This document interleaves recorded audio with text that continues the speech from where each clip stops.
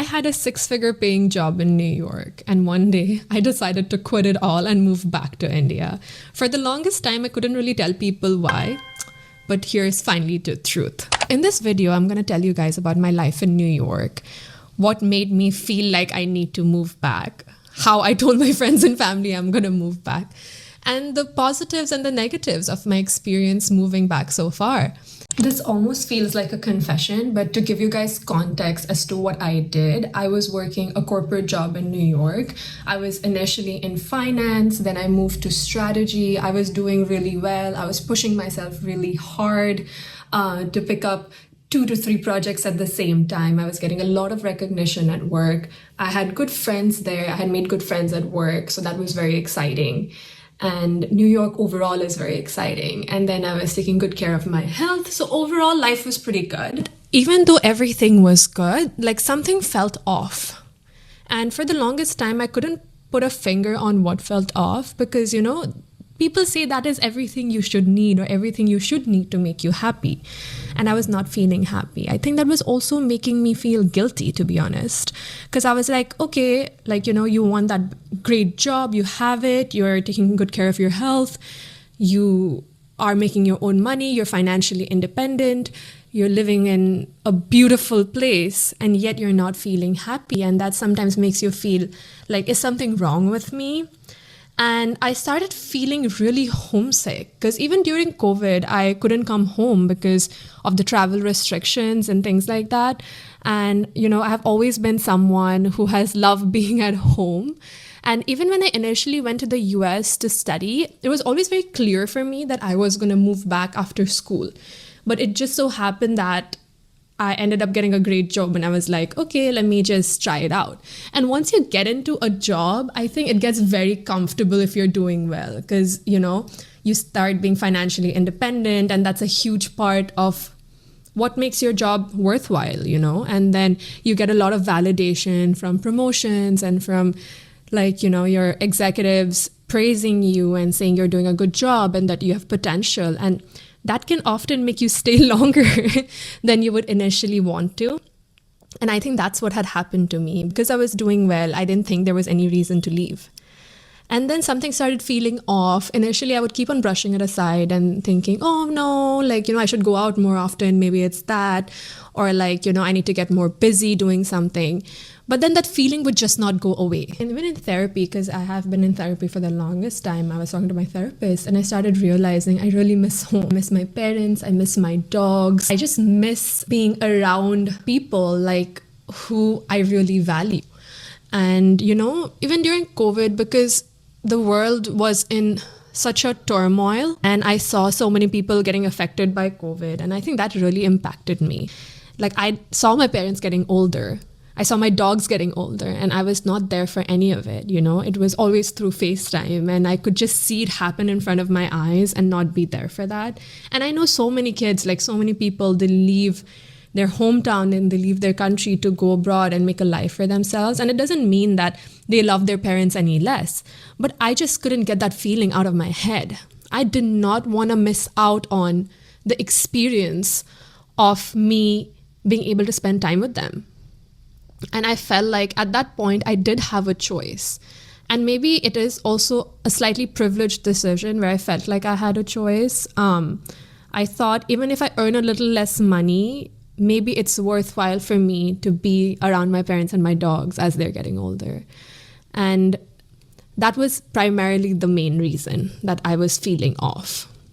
And the second thing was, ever since I was a little girl, you would travel and you would see how the other countries are so developed and you would hear people complain India doesn't have this and that. And I always had this drive or this calling inside of me that I want to contribute to making India become like that or become its best version, right? So I thought even in a small way, if I can contribute towards the economy or towards the growth of the country in any way, that would make me feel more like I had a purpose. And for me, having a purpose means so much when I work. It was easy to confess these feelings in therapy, but I was more scared, to be very honest, to tell my friends and my family. What would they think? Would they think I'm crazy? That I'm leaving this really great job and this great country to come back and just start all over again? obviously I had my family here, but then I would have to relearn the way to be, like culturally, obviously the two places are very different. When you live in a country for that long, like I think I was there for almost 10 years, you get accustomed to that way of living. Would I suddenly be able to come back and adjust? I was so scared to tell everyone. And, the first people I told were my parents, and they were never those kind of parents who were like, oh, you should move back. They were like, oh, you should make a decision that feels good for you in the long run, and you have to accept that decision and the consequences that decision is going to bring for you, both good and bad. That is why I couldn't tell a lot of my friends. I was so scared that they would feel like I was doing something stupid that I just didn't have the audacity to tell them. And I thought if I have to go through those conversations with a lot of people and hear their opinions, I will not be able to make the move. So I did not really tell anyone. I just packed up my bags and kind of left. And people kind of had an idea. I told them I'm going to India for some time, but they didn't really know that I was never coming back. And I just moved. After moving to India, that's when reality hits, right? So I really want to tell you guys what happens, because if you're thinking of moving to another country or whatever, maybe this will help you make that decision. Moving to India initially was very exciting, I'll be honest, because I was like, oh, like it's a new place. And I used to come home for vacation, so it almost felt like vacation because you're with your parents, everything's nice, everything's great. But I think things really start to change when that becomes an everyday life and not a novelty. Culture is very different here. The way you interact with people is very different. And I thought it was going to be very easy for me because I grew up here. And oh boy, was I wrong. It is not easy. The struggle was explaining to people my boundaries.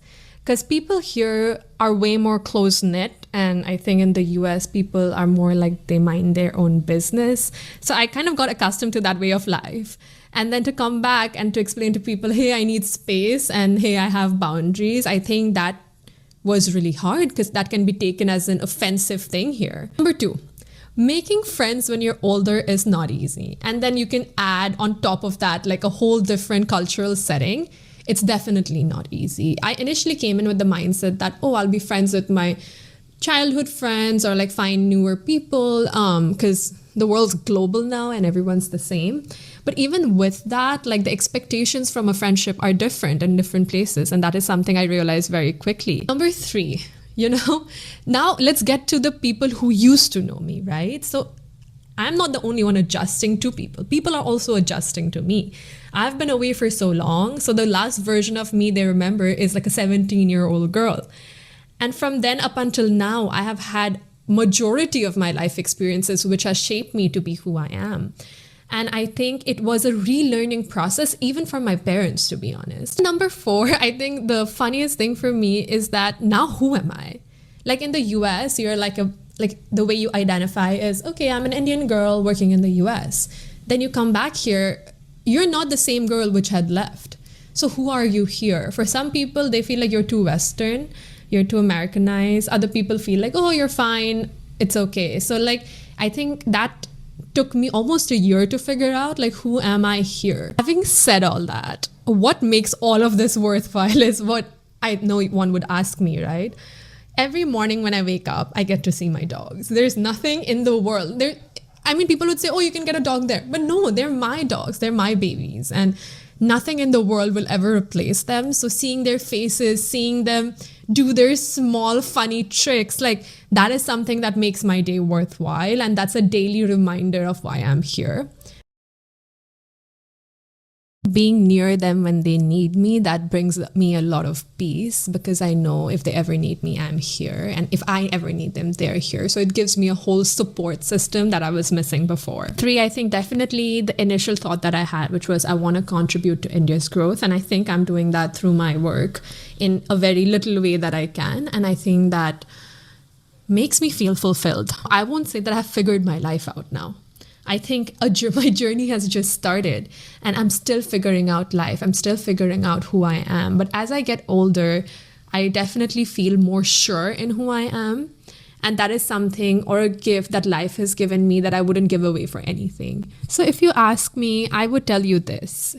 Moving back is going to have its pros and cons, but I think you're going to have to decide for yourself if the pros are worth the cons. And either way, whatever decision you make, I think the biggest learning of life is all our decisions have consequences. And we have to live life with those consequences. Are you okay with living with the consequences of your decisions? If you are, then you should go for it. If you have already moved back or are thinking of moving back or moving to a new country, drop down in the comments what would you want to know from me and my experience, and let's talk.